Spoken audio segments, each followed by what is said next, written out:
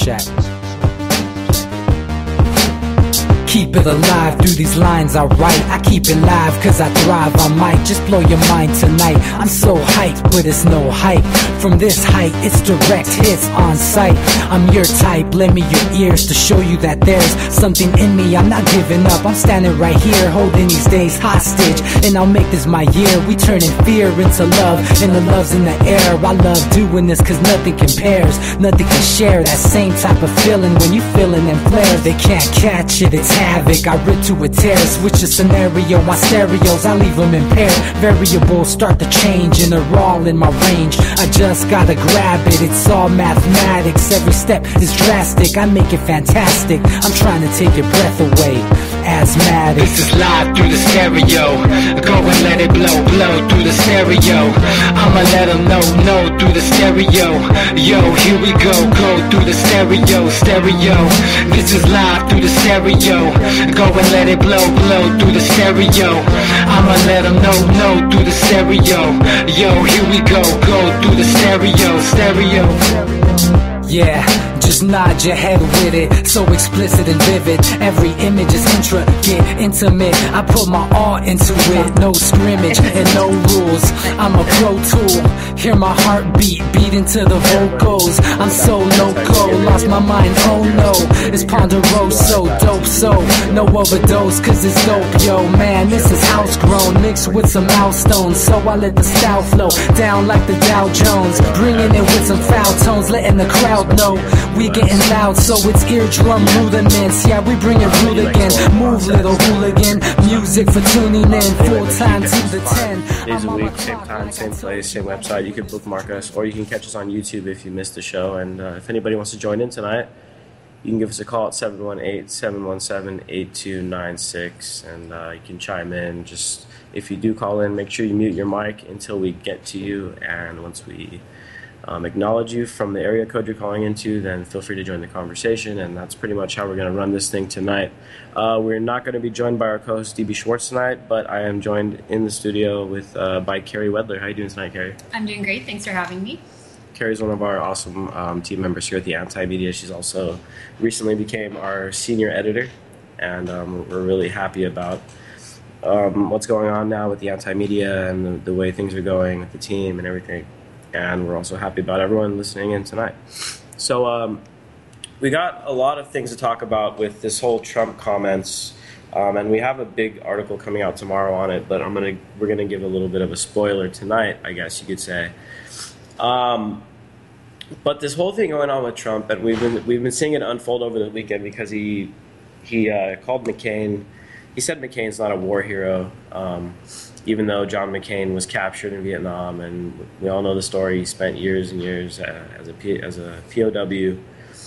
There's been a lot of other rumors that said that he was a snitch and a rat, and that he gave up a bunch of secrets. I mean, there's all kinds of different things that have been said about John McCain.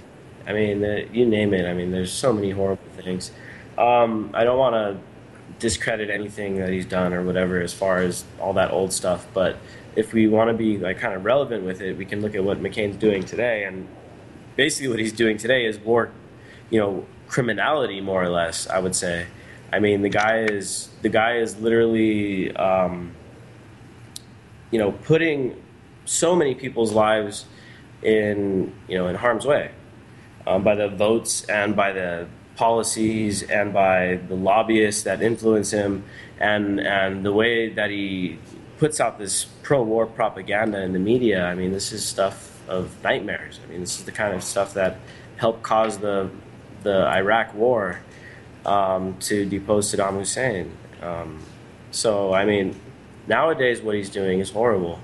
But Trump is catching a bunch of this flack, supposedly, from the conservatives who are like, oh, well, Trump is discrediting our military, and he's doing all these, making everybody look bad and all this stuff.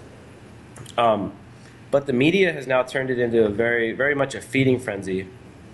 And what they're doing is they're, basically focusing all of this media attention on these comments, which it's now there's a debate going on as well. Is McCain a war hero or isn't he a war hero? is Donald Trump an idiot or is Donald Trump an actor? I mean, Meanwhile, no one has a conversation about what John McCain is actually doing, as Nick just mentioned, about all of the policies endorsed. And so by focusing on this distraction between what Donald Trump called another politician, once again, the media is avoiding having a real conversation about things that actually matter and affect people.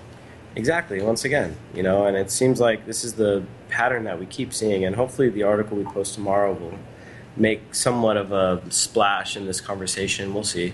But, the other thing that is being completely ignored here is a story that we posted about last week. In fact, Carrie, you wrote it.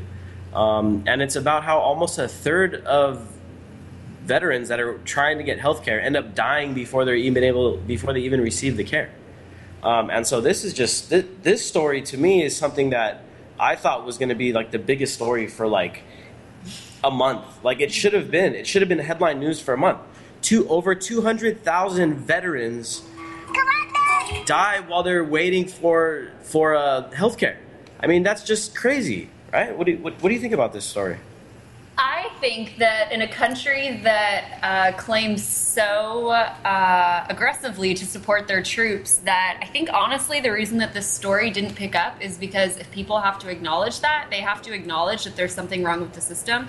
And it's really hard to acknowledge there's something wrong with the system when you're screaming in its favor and you're sending people off to war and you're justifying it for whatever reason, for security, for democracy, for whatever reason that you've been fed.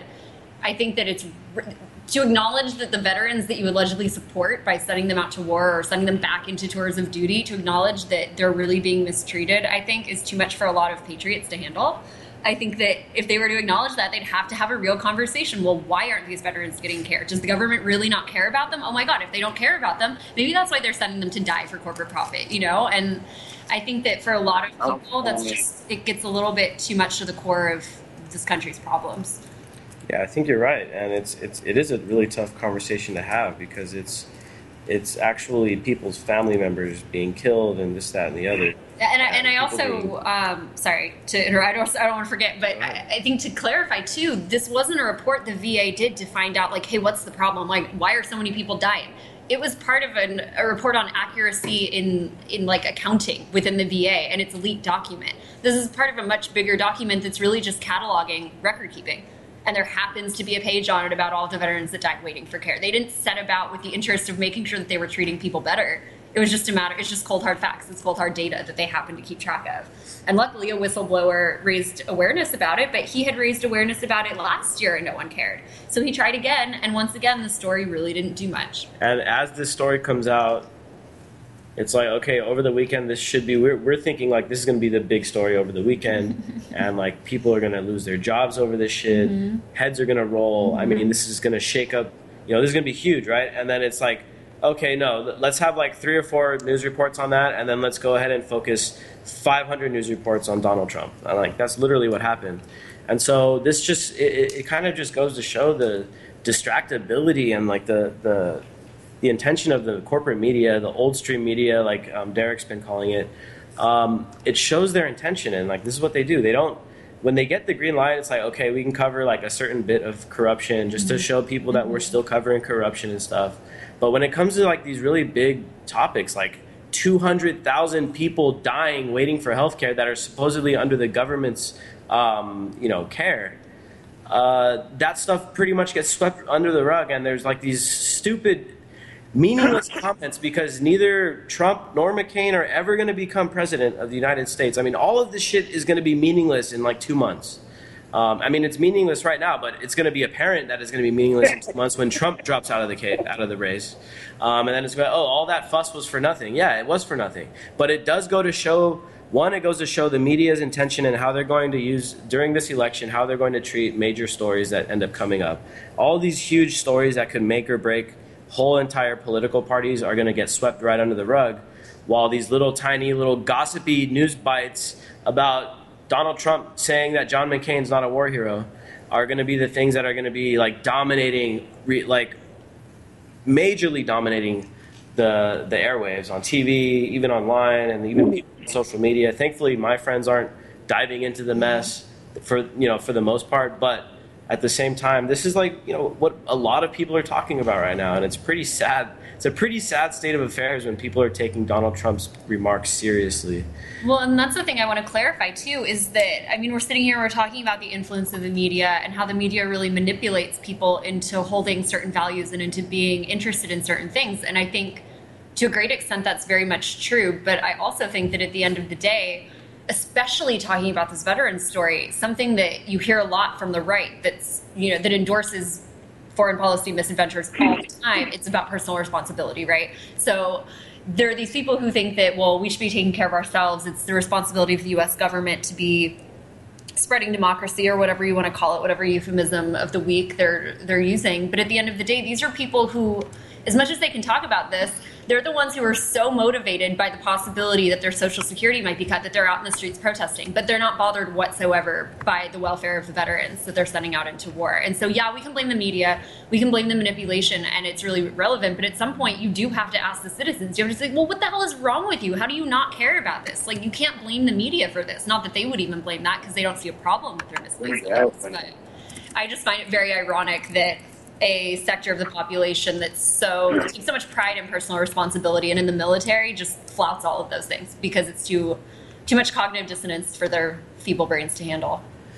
Oh man, that's a really good way of describing it. I mean, I can't even really add that too much to that, because it really is. It's a state of propaganda. It's a state of mind control that people are under. I mean, it's not any kind of magic. It's just repetitiveness. And these ideas are drilled into you. I mean, it's hard. It's really hard to get people to fall under a line, one rule. Like that's one of the feats of history. It's like empires are like the hardest things to do, right? And like the British Empire was huge, the Mongolian Empire was huge, the American Empire right now is pretty huge. Alexander the Great, all these people, like there were the few people that are able to, get a lot of people under like one rule or whatever, but as history goes to show, I mean, that never really holds. It never really lasts for too long, and it's really hard to establish in the first place. A lot of times it's really brutal, civil wars and, conquering land and that kind of thing, and you kill off a bunch of people, genocide. I mean, it's been done over and over, ethnic cleansing, rape and pillage and all that stuff. I mean, it's been done. They've been doing it forever, and it's one of the hardest things to maintain is a rule over people. So now what they do instead, maybe let's not even say instead, what they do simultaneously, because let's not forget the fact that we have the largest prison population in the world. Obama even admitted it the other day at a press conference. I couldn't believe it. Obama sat there and admitted there's something wrong. We have to admit there's something wrong when America has the biggest, 5% of the population and 25% of the inmates. But he let 46 people out of prison, so he's done his part. Yeah, he let 46 people out, so like he washed his hands of it. He's like, I let 46 people out, I'm clean, guys. Bring in the elephant. Bring in the elephant. But so not only are they physically locking people up, the police are physically abusing people. They're physically repressing people. I mean, shit, they're killing people. But at the same time, we have all this brainwashing and conditioning and Pledge of Allegiance. I mean, if that's not the most blatant act of conditioning that you've ever seen, then, I mean, you tell me another instance. But that is literally every single day from the time these kids are in kindergarten. Anyone in public school is not forced, but urged to stand up every single day and say the Pledge of Allegiance to the American flag and to the country and this, that, and the other. I mean, it's just, they build this blind nationalism into people from the very moment they step into the schools. You know what I mean? Yep. So this is part of the bigger problem, and I'm sure Manny can attest to this. We have Manny Aguilar joining us on the call tonight as well, from Los Angeles. How are you doing tonight, Manny? Hey, Brother Nick, how you doing, man? I came back a wet beaner, man. I went down there to San Diego for 2 days to the transgender parade on Friday, and then the one on Pride parade on Saturday. So, man, I didn't know I was going to need a jacket. And all of a sudden, I'm soaking, marching, soaked and all that, but, being strong and all that. What's up, Vanilla sister, Carrie? And stuff, I'm just like to yell. Did you hear me? No, I heard my name, but I missed what you said. I said, I just want to say hi, Vanilla sister Carrie. How you doing? Oh, hi, great. How are you? Okay, well, welcome to the studio. You're definitely better. I don't know you, but you're definitely better than Jay, I'm sure, yeah? We met at March Against Monsanto, but I recognize your 818 because I'm from the 818 in Los Angeles, so Solidarity. Okay. But I'm going to throw the elephant in because you see, I kind of got the finally give me the green light here, Mr. Nick. Bottom line, one thing about Donald Trump, everybody's talking about the veterans, which is nice and dandy. You know, I'm a veteran, you know, and all that. But forget about me being a veteran. Everybody's talking about what he's doing, you know, as far as the veterans, the VA. But I want to make sure that one thing is very clear, too, that nobody's talking about it. You know, that's why we have to bring it to the anti-media, right?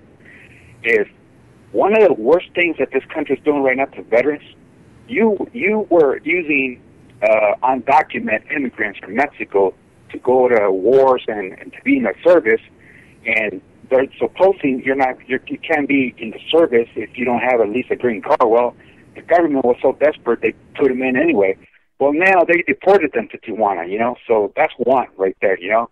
Now, another thing that's very hypocritical about this thing with Trump, you know, he's basically pissing people off. He just pissed off two people that he shouldn't piss off. He just pissed off the, you know, by saying boycott Mexico. He just ruined the relationship with the richest guy in the world, Carlos Slim, out of Mexico. But worse than that, he's already ticked off the biggest drug lord in the world, you know, Joaquin El Chapo Guzman. And he told him, I'm coming for you, and if I can get you, I will, you know. And believe me, that guy, he can get him if he really wants to, you know, and stuff like that. So, but one of the things that the GOP is very hypocritical is this, is that everybody was okay in the Republican Party when he was saying bad things about Mexicans, but as soon as they started saying bad things about McCain, then they got on Trump. You know, that's hypocritical. You know, that's not fairness across the line, you know? I mean, that's the thing, dude, is that, you know, if anyone out there hasn't really noticed, man, they've been normalizing the racism against Mexicans pretty recently in the media. And I mean, people get away with it, dude. Trump got away with it, man. Like, Trump got away with saying it. If the media really wanted to destroy Trump, it would have been done, but they didn't. They let him get away with it. They let him slide.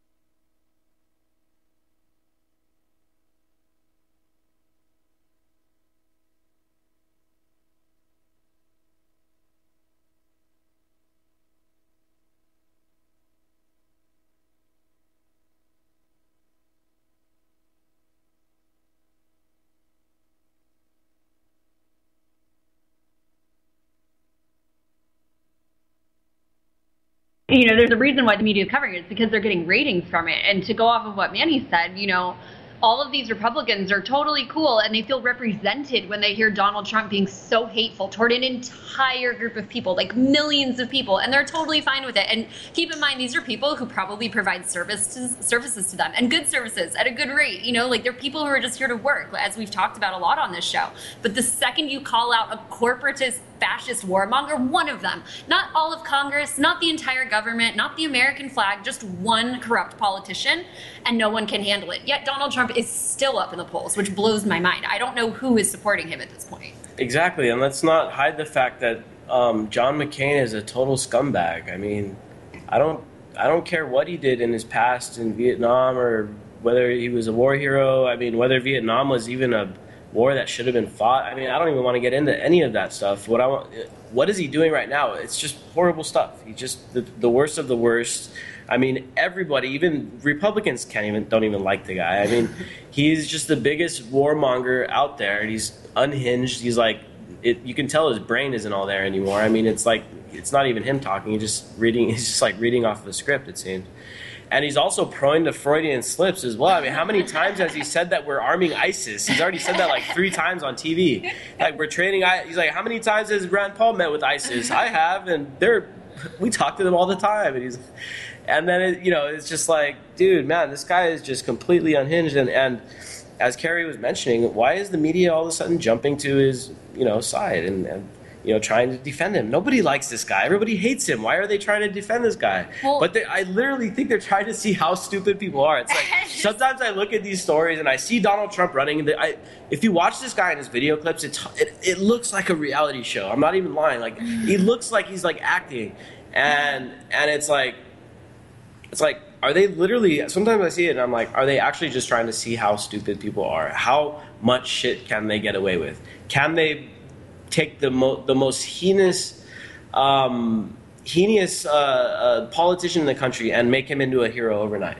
And these are the experiments being run on us right now, and guess what? They're working. Well, and what really gets me about John McCain, too, is that he's someone who could have gone to Vietnam and been taken as a prisoner of war and taken that opportunity to see what his government put him up to, how his government played him as a pawn in a war for profit, in a war for global hegemony. Yet he took that, and instead he took an experience that could have been a really great anecdote about war and the dangers of building an empire, and he turned it into the exact opposite. He turned it into propaganda to perpetuate the exact thing that got him stuck in a prisoner of war camp. And I don't think that he even thinks that he's doing something dishonest. I think he genuinely believes in what he says. I was telling you this the other night. I really think he does. I think there are politicians what they're becoming a little senile, and I think he's convinced himself that he's doing the righteous thing. Yeah, I don't doubt that. I mean, maybe he is so brainwashed that he thinks he's literally bombing the world for peace. I mean, I have no clue what's going through this guy's head. I just know he's a maniac. We had a call from 770. If you're still listening, if you call back in, please keep your mic muted and then mute the radio as well. That way we don't get any feedback in the mic, because as soon as I picked up the call, we're getting some feedback. So you can call back in, but make sure you mute the radio when you do. So we got this other story now that still continues to tie in with with foreign policy. Because first I want to give a little bit of background on this guy, which is Wesley Clark.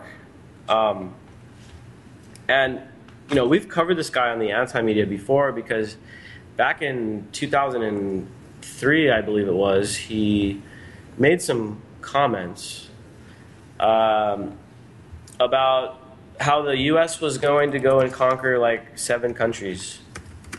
And the thing is that most of what he said actually came true. We did go into Syria. We are trying to, we were trying to get at Iran, and, we'll see how this whole thing plays out in Congress, because that's, a whole nother question. Because the Iran deal now has been made with Obama and with the powers. The UN has now endorsed it, but it's got to go back to Congress. And so in the end, there's kind of no telling what exactly is going to go on there. But yeah, this guy Wesley Clark, he's a former U.S. general, and he basically said, he predicted, or he made comments basically acknowledging that there was a plan in place to overthrow a bunch of countries in the Middle East, including Iraq and Syria, Lebanon, Libya, Somalia, Sudan, and Iran. So he made these comments over a decade ago, and it really seemed like he was trying to warn everybody, about this horrible foreign policy that was about to take place, and that was already in the process of taking place. And so it seemed like, this guy Wesley Clark, he's almost like a whistleblower. He's almost like coming out and saying this stuff and like trying to get us, at least to try to prevent some of this stuff from happening. And we covered it late last year, his video. And just full disclosure, he was, I believe, running for president at the time, unless that was 2004. So if I'm wrong, please, I'm wrong. Google it yourself. But he had run for president, or he was running for president. So I find it interesting that he was willing to make those statements then. But back to you, Nick, because there's a reason we're talking about it. And so basically, what he talked about was it being a kind of neocon plan to destabilize the Middle East on purpose. And the unfortunate thing is that most of what he said has already come true. And even if not every country is correct, the theory of what he was saying and the spirit of what he said was going to happen has beyond come true, more probably than the leaders back then could have even hoped for. Yeah, no plan goes like 100% perfect. They had 7 countries in mind. They maybe didn't get those 7, but they got 7. Yeah, they threw in a few more they weren't even expecting. Exactly. And so, that being said, later on he was kind of, I wouldn't say confronted, but he was kind of interviewed by Luke Rudkowski of We Are Change. And Luke asked him about those comments that he made, and this was more recently, and about the wars, and if he could warn us about any other, anything that we'd be able to do to stop it or whatever. But Wesley Clark was basically just dodging the question. He didn't want to talk about it, and it seemed like he probably he wished that he had never said what he had said, because it looked like, I don't know. He just had a look on his face, was like, dude, get the hell away from me, because I don't want to cause any more trouble than I'm already in. But so this guy went from, in 2003, I think is when he wrote that book, right? He wrote the book in 2003, which he explained all of this stuff. And then he talked about it a few times since then, but now it seems like he doesn't want to talk about that anymore. And he was just on, I think it was MSNBC, right? It was MSNBC. He was on MSNBC a few days ago, and he literally called for setting up internment camps, right? And it's like, who are they for? Yeah, it's like, dude, I thought you were like trying to be a whistleblower here and like warn us about all this foreign policy. Now, why are you saying like anybody that is deemed radical should be segregated from the population and put into internment camps? I mean, well, and what does he define as radical? He says people who don't support America. So that's a pretty general term. That's a pretty broad, sweeping brush of people we should be throwing in internment camps. And who decides that? Well, clearly, I don't think he's the one we should trust anymore, because he used to be anti-war, and now he's saying anyone who criticizes America should be effectively jailed indefinitely. It's a pretty big turn. And he even went further. He said that we maybe not just for the U.S., but for France and England and Germany and everybody else too. And it's like, dude, didn't Germany just have a stint with those kind of camps back in the 40s and 30s and 40s, and that didn't turn out very well, did it? Yeah, but with America guiding, maybe we can, yeah, exactly. Because we are the beacon of democracy and stuff, and the beacon of police brutality, of course, as well. But since we are the beacon of democracy, I guess we should be able to decide, okay, who gets to go into internment camps and who doesn't. I mean, that to me just seems like a really, really horrible idea, and it's almost like, it really is. It's almost like a joke. It's almost like, oh yeah, that'd be funny, or it's like, that'd be funny if that didn't actually happen and someone was just making it up on nationalreport.net and it was just some satire thing. But no, the unfortunate thing is that this guy, General Wesley Clark, actually said this stuff. In the video, you can go find the video on YouTube. Just type in General Wesley Clark internment camps, and you'll see him openly advocating for this stuff in 2015. I mean, it's crazy.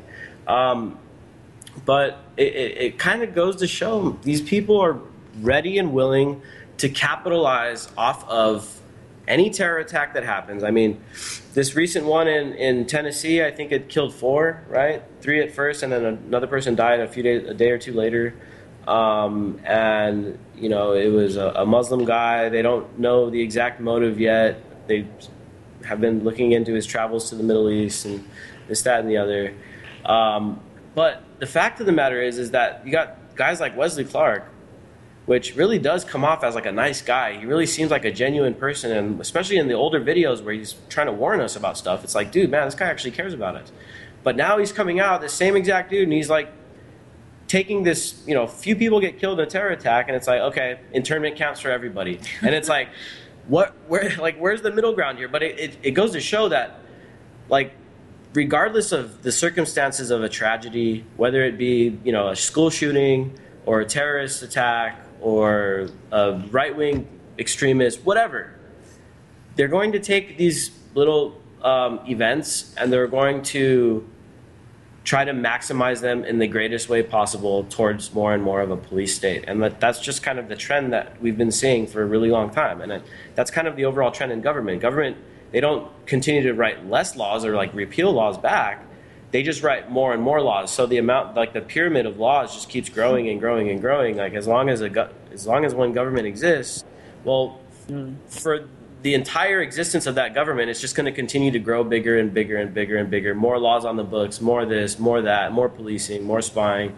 You know, it's not like, oh, let's reduce spying. Let's reduce the amount of drug penalties. Let's reduce the amount of prisoners. Let's reduce the amount of bases overseas. No, it's like, no, let's build more. Let's add to it. Keep adding to it. And it's like, look at all these problems we cause with policy. So let's have more policy. Exactly. And then they wonder, people wonder why we have such a big deficit. Well, there's the answer right there, man. They just keep making this stuff bigger. The NSA, I mean, when's the last time the NSA got a pay cut? I'd like to know. You know, and I mean, these guys are getting, you know, so many billions and billions in infrastructure and spying powers and authority. And now you got Wesley Clark pushing for internment camps. And you got to keep in mind, like going back to World War II, you know, it wasn't only Nazi Germany. The U.S. had internment camps too. We had Japanese and Asian Americans. And so, you know, and if you think about the mentality that was going on back there, well, it was a media frenzy. It's like, oh, shit, the Japanese bombed us. Nobody's safe. Don't even trust anyone if they look Japanese. And you know, it was like everything that the Nazis were doing against the Jews, like the U.S. did against the Japanese, maybe not as not as extreme. Like they didn't gas them and shit and put them to, you know, mass graves and all that. But in the same way, it was the same kind of propaganda. If the government wanted, they probably could have gotten away with whatever in the hell they wanted to do to the Japanese at that time. They could have rounded them up and gassed them up. And the American people at that time, and I'm just trying to draw some comparisons here to modern times, they probably would have supported that. People would have been like, yeah, you know what? We should gas those Japanese people. They bombed Pearl Harbor, and the media tells us that no neighborhood is safe. Anyone could be next. And this is the exact same rhetoric that is being spewed to us now about terrorism. And every time there's a little terror attack, a lone wolf terrorist, you know, 4 people die, it's like, okay, now everybody has to start giving up a little bit of your rights and a little more of your privacy and a little more of the, you know, the little bit that actually remains, they just keep chipping away at it every time that there's something that goes down.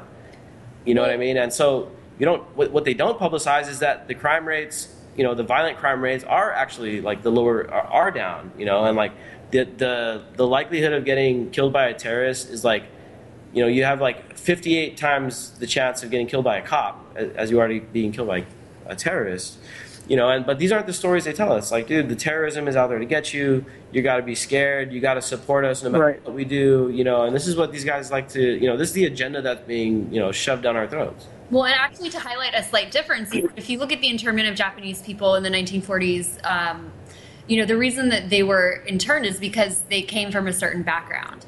And that is absolutely reprehensible. It's one of the dirtiest, most hateful things the government could do and that people could consent to. But it is a little different from what Wesley Clark is calling for, because he's going after people for their political views. And I think both of these are examples of the power of propaganda and the power of government. But to draw just a slightly different comparison is to go back to World War I, when you had the Espionage Act that was passed to quell or to silence all dissent.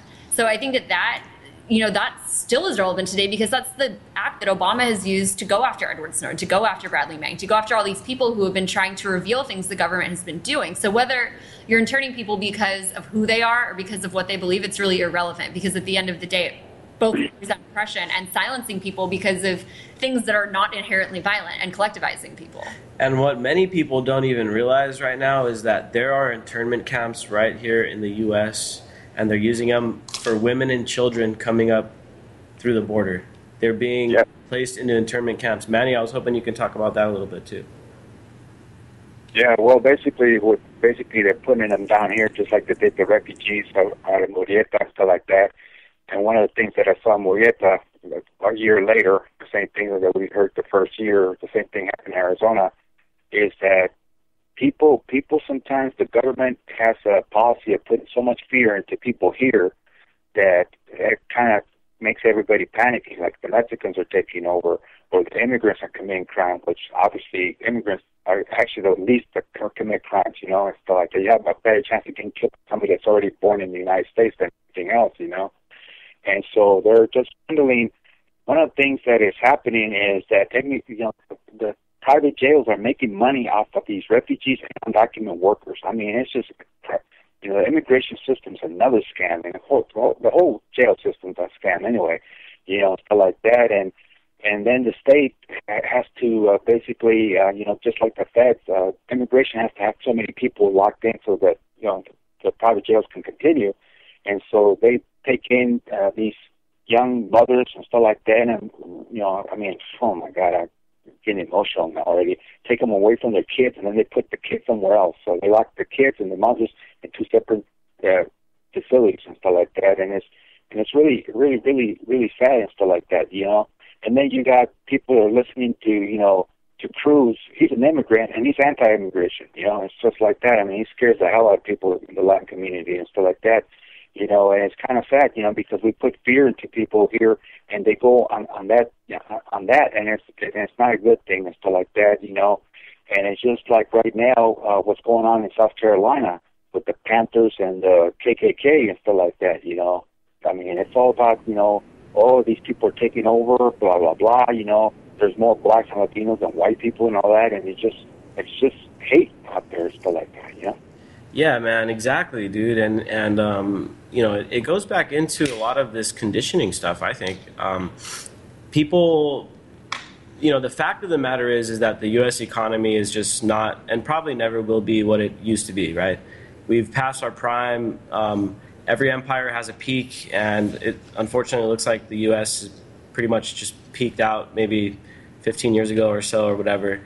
And, we're pretty much at a state now where the economy isn't going to come fully back. And so there's a lot of anger out there by people, and, a lot of the anger gets misplaced.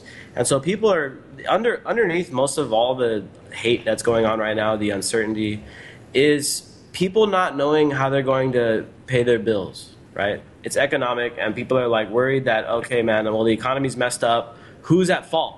And then you got somebody that comes out there like Trump, and he's like, well, blame the Mexicans, I mean, what else are we going to do?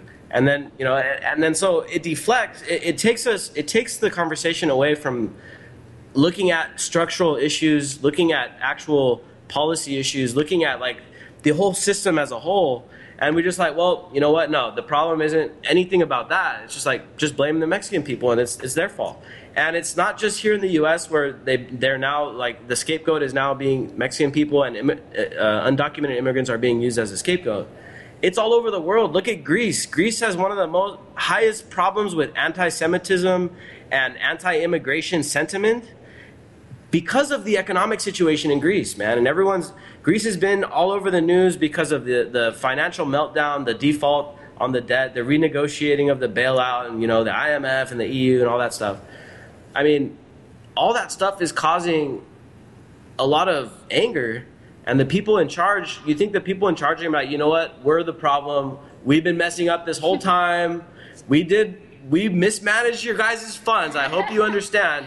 No, they don't do that, because in Greece, those fools would burn that shit down, and those fools would all be like dead or in jail probably if they actually took responsibility for what they've done to that country. Well, but instead they just blame it on the Ethiopian people that are immigrating into Greece and say, oh, it's their fault. Now a lot of the young people, of course, in Greece, if you look at what's going on, like they're still rioting right now. Like there's still unrest in Greece because the government went and agreed to the new bailout term. So a lot of people aren't buying it, but there is a big segment of the population, just like here in the U.S., and just like it shows in Donald Trump's poll numbers, there is a bunch of people left that still kind of buy the reactionary, blame the immigrant thing and don't blame the system thing. But there's a growing number of young people out there that are like, no, dude, bullshit. Don't blame these fools. We know these fools. These fools are our friends. They're our coworkers. We know that you're not telling the truth about them. The truth is you guys are messing up, and that's when they start trying to shut down central banks in Germany and stuff like that. This stuff that's happened this year, man, and like people are starting to get a little bit of privy to it. Is there going to be big enough movement to actually bring all this stuff down and like actually address the real issue? I mean, I don't know, man. That's a good question. But I think in the U.S., sooner or later, it's going to have to happen. Is it going to be in 50 years? Is it going to be in 100 years? Is it going to be in 10 years? I don't know when it's going to happen, but sooner or later that those real conversations and like actual structurally redoing shit around here will actually happen. It will have to take place, but it could be way off if they can keep with this propaganda and keep us divided, keep us fighting each other as long as they have. And man, they're pretty good at it now, So there's no. I mean, I don't see that many indicators saying it's going to happen in the short term.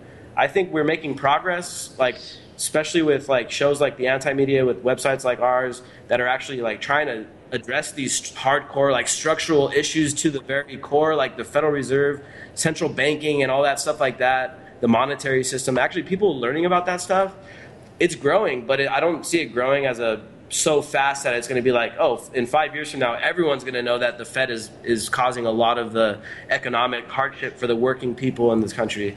No, it's not going to happen in 5 years. It might happen in 50, but that's no reason to not fight. That's even more of a reason, because the more we fight now, the sooner it happens, no matter how far it is off. You know what I mean?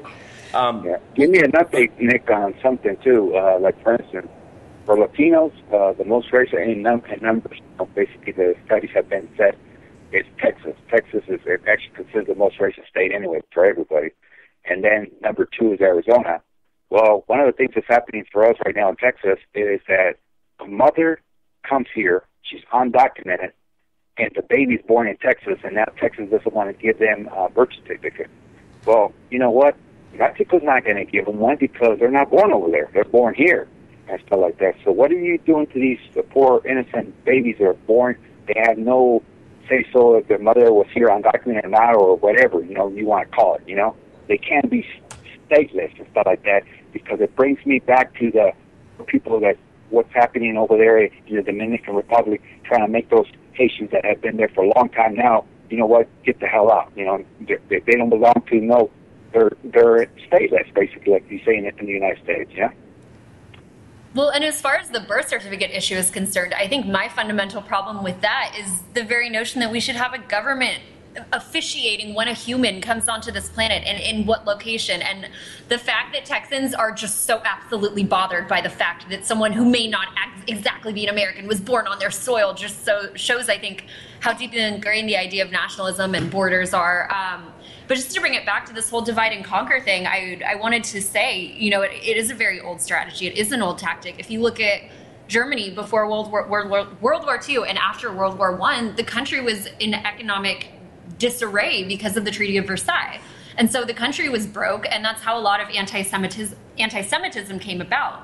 And, I think that Nick is right. I think especially among the younger generations, people aren't buying into the collectivism as much, so it's a lot harder to convince people that they should hate people because of where they came from on a geographical location or what they believe. I have a quote I wanted to share, but my laptop isn't working, so of course. But it's a great Lyndon. Oh, here it is. Okay, so Lyndon B. Johnson said this. Keep in mind, this is someone who dragged America into a corrupt and dishonest war. He says, if you can convince the lowest white man that he's better than the best colored man, he won't notice you're picking his pocket. Hell, give him somebody to look down on, and he'll even empty his pockets for you. And that's exactly what's going on today. Look at all these people who are disadvantaged by the economic system, but they happen to be white. And instead of looking at the people that allegedly represent them, who usually happen to be white, they'd rather look at people... But didn't that guy sign the Civil Rights Act? Yeah, he really cared about minorities. So much so that he threw them into a really corrupt war and let them die so that he could make a bunch of money for his friends at Monsanto. Yeah, so he understood divide and conquer really well. And... these guys, they've got it down to a science. I mean, there's science and philosophy behind all this stuff. The Americans, back at the turn of the century, were really pioneering on this stuff. We had scientists and thinkers that were really laying the groundwork for it. Eugenics was normal at one point. Yeah, and U.S. was the biggest eugenics movement, and all of that was before Nazi Germany. Then Nazi Germany basically kind of picked up the torch on the propaganda, the subjugation, the eugenics. Well, and they justified it to their people. They were like, well, it's okay if we do this to the Jews because look at what America does to their colored people. It's okay. America's all about freedom, so if we do what they do, we're good. And what's funny is that Goebbels, the propaganda minister, also took notes from America's #1 war propagandist. So the parallels are, I think, a little cliche, but there's a reason why they're constantly brought up. Who was it, Freud? No, it was Freud's nephew. His name was Edward Bernabe, and he pioneered that's right. PR in this country. And he got his start working for the Committee on Public Information, which was established to create pro-war sentiment for World War I. Oh, yeah, so he was a great guy. Yeah, so what happened was the Nazis picked up on this stuff, and they applied it to the extreme. We went over there, we made this symbolic, act of justice where we lynched a couple of German generals and figureheads. But behind the scenes, you had Operation Paperclip, which more or less brought all these scientists over here to the U.S. So you got you got Goebbels. Don't get me wrong, Goebbels was an evil genius, right? But believe me when I say that there was probably like 100 scientists behind Goebbels that made Goebbels who he was, as well as him also being a madman. So those 100 scientists, did they get tried at the Nuremberg trials? No, they didn't. They came and they worked under Operation Paperclip for the U.S. government. And then in the 50s is when we really started kicking up the notch on the propaganda in the U.S. I mean, you talk about like MK Ultra, Operation Mockingbird, and all that stuff. Like all this stuff they came up with all that stuff in the 50s, right after World War II, right after we got all these Nazi scientists. So these guys are really good at what they do. I mean, obviously we have a radio show. We have a little bit of freedom here to have this broadcasted out there. We're not Bernays. I mean, we're not that skilled with our propaganda to like convince everybody that like what they're doing is wrong. But they don't need to have a police state that strong and completely crack down on everything. That would come off, it would be too extreme. Will it get to that point one day? I don't put it out of the equation. They're going to try to. Will we let them get to the point where they can literally just say, oh, that show talks bad about U.S. Government and our foreign policy? Just shut it down. I mean, there's plenty of countries out there that already do that. Saudi Arabia, they give you 50 lashes for talking bad about the government if you're a journalist. So yeah, we've got allies that already do that kind of shit. Is our country that moral that we're not going to end up down that path in 20 years? I can't say that. Maybe. But for now, we do have this ability. But keep in mind, we're fighting against some of the greatest minds that have ever existed in psychology that got propaganda down to almost a perfect science. And as you see, we got people here in South Carolina, as Manny brought up, literally fighting over the Confederate flag. I mean, you got KKK people and you got Black Panther people, and they're fighting over this flag. I mean, I'm not saying both sides aren't wrong. I'm not saying anything like that. What I'm saying is that they've highly successfully pitted two groups of relatively poor people against each other. And these people are fighting over a cloth that has absolutely nothing to do with the structural issues of the United States. And they're literally it's coming down to blow against blow. They're literally punching each other in the face over this cloth. And do I think the Confederate flag is people that are Confederate flag wavers are dumb? Yeah, because anybody waving any flag, I think, is kind of just nationalistic, and that's a very primitive way of thinking. So, yeah, I think that's dumb. But for someone to, just because someone else is waving a flag, I mean, you should look at that person and be like, okay, that person's pretty dumb. That's fine, that person's dumb. You don't have to, like, beat them up because they're waving it.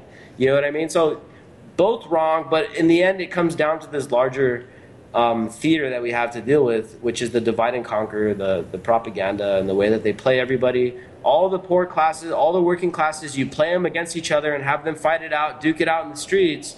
Meanwhile, you dudes are up in wherever the rich people live nowadays. I don't know, in New York or here in California. I mean, we got La Jolla and Rancho Santa Fe. I mean, wherever they are, wherever these rich fuckers are that are like laughing at us as we beat each other up in the streets. They're sitting there laughing at us, oh, look at, we got the poor people to hate each other again, guys. Meanwhile, let's keep raking in these billions. Let's keep fighting wars overseas that make our buddies a bunch of money. And let's just keep it all, divide and conquer. And you know what? Everybody's more or less guilty of it, dude. All sides of the spectrum are pretty much guilty of falling into it over and over and over. And so many people are like, oh, no, we know what's going on. We're not going to fall for this shit anymore. It's like, they fall right into it as soon as a story that comes up that triggers them emotionally. So it's just like, God, dude, when are we going to get out of this cycle? I don't know. Okay, but on the positive side, I do want to say that, in a lot of spiritual teachings, the basic dilemma often comes down to fear versus love. And it's been argued that these two fundamental emotions are the foundation of everything else. So if you're hateful, it's probably out of fear. If you're compassionate, it's out of love. And so all of these human emotions are really tied to these two basic opposing things. And it's so obvious that governments and institutions and establishments really capitalize on fear, whether it's to generate hate or greed or to perpetuate these negative values versus people, and these are people who are hateful as well, or fearful because they're afraid that there are a bunch of racists running through the streets wanting to kill them. But at the end of the day, that still comes down to fear. And I'm not saying it's not warranted fear. I'm not saying it's not justified. But I think if you look at our generation, and there's sort of like a global evolution in consciousness. Maybe it's just like the yoga teacher and student in me, and I live in like a little bubble where I think that things are actually changing, but I see it happening. I see practices like this. I see meditation. I see yoga. I see these things becoming increasingly popular. And it's really hard not to have a little bit of faith that especially people in our generation are trending towards love. I mean, look at raves. Raves, the entire rave lifestyle is about love and unity and friendship and peace. And so our generation, like I mentioned earlier, is so detached from these collective identities, it's a lot harder to get us to fear the other or to be hateful towards the other. And so I would like to think love is going to win. It's true, out. and I think the propaganda has much less of a grip on us too, because we're not forced to sit in front of the TV and just stare at it all day when we get home from school or from work or whatever. It's not just, that's not our only option. Sure, there's still people that do, and unfortunately those are the people that are like probably defending John McCain right now as a war hero. But there are also people that don't watch TV and they sit there and they play games on the internet, they go on Facebook, they see articles and read our articles on the anti-media. I mean, awesome, right? And so there's no longer a monopoly per se on information, although they try to maintain a monopoly on the narrative. They try to, the mainstream media tries to continue to dictate the narrative in the country, but they only can dictate it on certain topics. And yeah, they succeeded with Trump and McCain and stuff like that, but hopefully tomorrow we can help make a splash and try to bring that talking point back down to earth, because let's face it, it's total bullshit. It's just manipulation and distraction. Yeah. So can we bring it back to earth? I don't know. We're going to try to tomorrow. But, I think that younger generations, but the thing is that younger generations are always kind of more open-minded than the older generations. But as they get older, their shell starts to harden, and people, as our generation gets up into the 40s and 50s, I mean, who's to say that our friends aren't going to be assholes like the people that support Donald Trump right now? We can't say, but we have a better chance. They didn't grow up with the internet. We have a better chance because we have internet, and we got to make the best of it, right? Yeah. Well, Nick, what Terry was saying earlier about love, that's why when I came from LA down to San Diego, I knew what shirt I was going to use. I used a shirt that says love because hate hurts, stuff like that. And one of the things that I saw, the most unity people that just loved each other, and my allies, came over to me and says, thank you for coming down and supporting us, your transgender brothers and sisters and stuff like that. And one of the things that I see is there's so much love there, but at the same time I see, that a lot of the crowd that was there supported them and stuff like that, but there's still some people, the older people, that are just like looking at them like they're nobodies and stuff like that. And all they want is just to be, equal. They're not asking for anything else. And I was very moved that they actually did 6 die-ins and stuff like that, so that they can educate the public and stuff like that, and and inform the public what it is to be transgender and some of the most forgotten people right now. Seriously, they're just. And I'm kind of happy, that I was there and stuff like that. I plan to be pulling back on Wednesday down there. That's just to give you a heads up. Your buddy Ted Cruz is going to be in town, okay? Oh, he's got my vote for now. No, I'm just kidding. Well, and that's the thing, Manny, is I think it's really important, talking about these people who are still bigoted, who are still so intolerant, and talking about how love is the solution.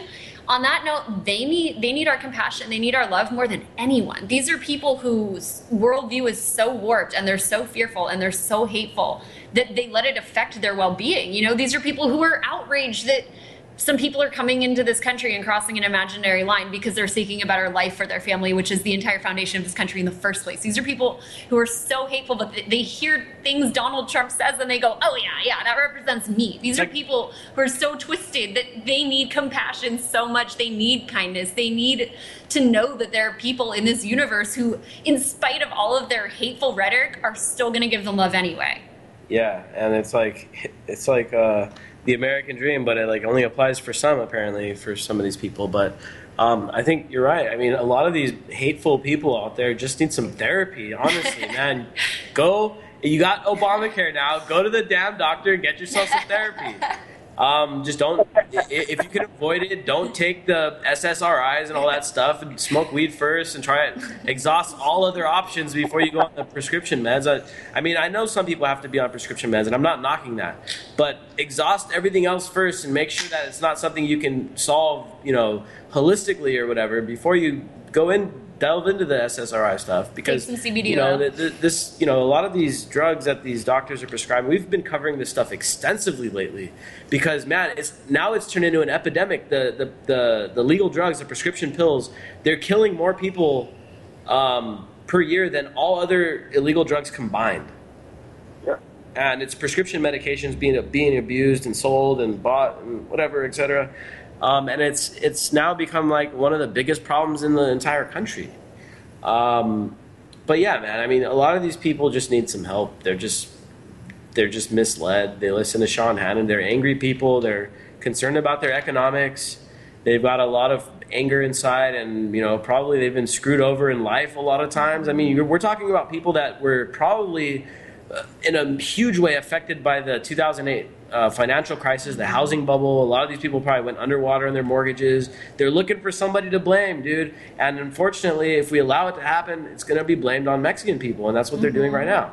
But the fact of the matter is, well, we all know the banking system was to blame for the housing crisis. They created the bubble, not us. It wasn't our fault. We bought into it, yeah. But for all we knew, we were getting market value pricing on these houses. Like, oh, we're just going to if I buy this house, I'm just going to make a bunch of money on it, because that's what it seems like is happening. That's what the news tells me. I remember here in San Diego, they told us we had a housing crisis because there weren't enough houses. Like, nobody's going to be able to have a house anymore because they're all being sold too quick. Nobody's going to have a house. Like, I don't know where everyone's going to live at. And then they started building all these houses, and everyone was like, oh, I got to buy a house. Everybody bought a house. One of my aunts bought 3 houses, and it was like one of the dumbest things ever. But it wasn't the people's fault that were buying into the mess. I mean, for all they knew, they watched TV, they watched the media, and it's like, oh yeah, we got to buy houses, and if I buy a house, I'm going to be set for life, basically. And if I get in now while it's early, yeah, cool.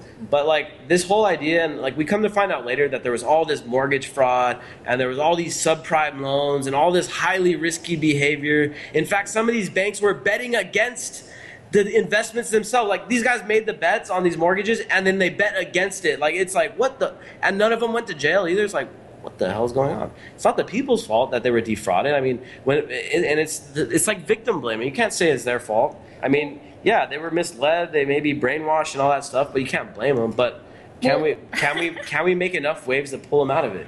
Well, that's the thing is, I think it's so easy to be angry at these people who fall for this brainwashing and who perpetuate this hatred. It's so easy. It is in my day-to-day life just to not want to rip my hair out and punch a wall, because it's so frustrating, because these people are perpetuating all of these things that we're fighting against. But I think ultimately, when it comes down to it, at least the principle that I live by is, one, you can't let it affect you, because otherwise all you're doing is spewing more negativity. Like, I can go out screaming and I can yell at people, and that's what I first started doing when I became conscious, and it got me nowhere. And what I like to think we do at Anti-Media is, instead of screaming at people and berating people and being angry at people like the opposition that we're fighting, I think it's important to really offer straight up information, not emotional, not hateful, not angry, but just really providing information, and hopefully in the meantime also promoting values that really come out of love, whether it's peace or compassion or kindness or generosity or any of these great values that we're taught are so important but are then flouted by institutions and establishments and society as a whole. Yeah, I mean, shit, we don't have to be friends with people. I mean, you don't have to befriend bigots or idiots or Donald Trump supporters or anything like that. But for your own well-being, you have to try to understand why they're like that, and to try to dedicate something positive to helping ameliorate it, as opposed to just going on and on with the negativity, because that's just going to keep us at the same level we're at. Yeah.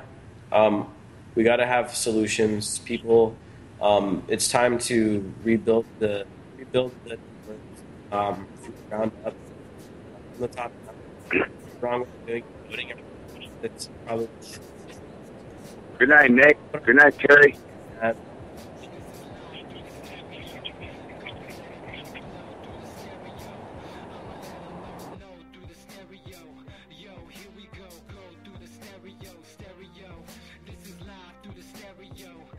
and let it blow through the stereo. I'ma let them know through the stereo. Yo, here we go through the stereo.